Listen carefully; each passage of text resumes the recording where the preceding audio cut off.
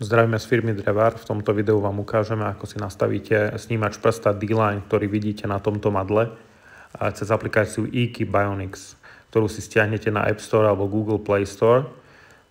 Poprosíme len dať pozor na to, aby ste omylom nestiahli apku eKey Home, ktorá je od toho istého vydavateľa. Táto aplikácia nefunguje, musí to byť táto žltá eKey Bionics. Takže stiahnete si ju a prostredníctvom e-mailu sa prosím zaregistrujte, keďže táto apka to vyžaduje, aby ste mali registráciu, kým sa viete pustiť do spustenia fingerscannera. Bude tiež potrebné spojazniť v telefóne, respektíve spustiť Bluetooth a tiež teda odsúhlasiť všetky požiadavky, ktoré táto apka má, aby sa vedela pripojiť k fingerscanneru.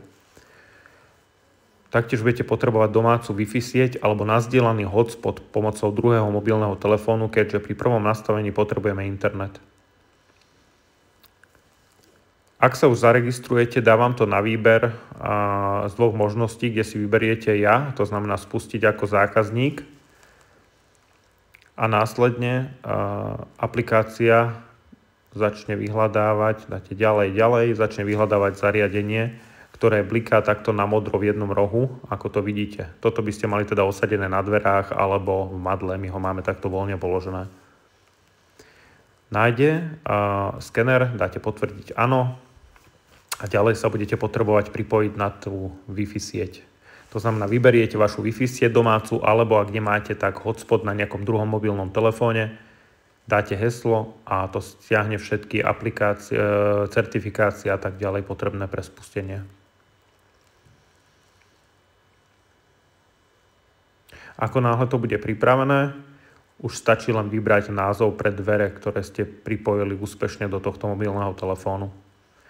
Viete si tam preddefinovať názov, alebo si vyberiete napríklad vchodové dvere, ďalej.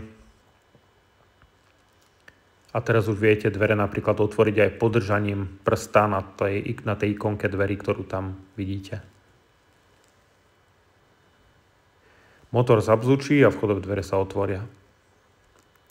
Teraz si ukážem, ako nahodiť prst. Takže je tam ikonka hneď hore, pridať prst, ešte raz si to ukážeme. Tu. Dáme ďalej. Vyberieme si prst, ktorý chceme nahadzovať, napríklad teda pravý ukazovák. Opäť ďalej.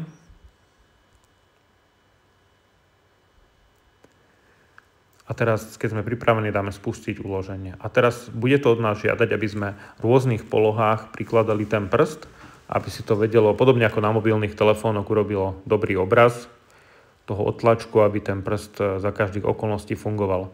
Chceme upozorniť, že pri tomto snímači nie je nutné na to silno tlačiť. Je tam možné veľmi ľahko ten snímač poškodiť, ak tam sa použije nejaká nadmerná sila. Ak to vyhodí hlášku, že bola použitá špička prstu, len dajte znovu pokračovať alebo začať a idete ďalej. Teraz to bude chcieť aj nejaké iné polohy prsta, aby si to urobilo nejaký ďalší obraz a následne to vyhodí hotovo.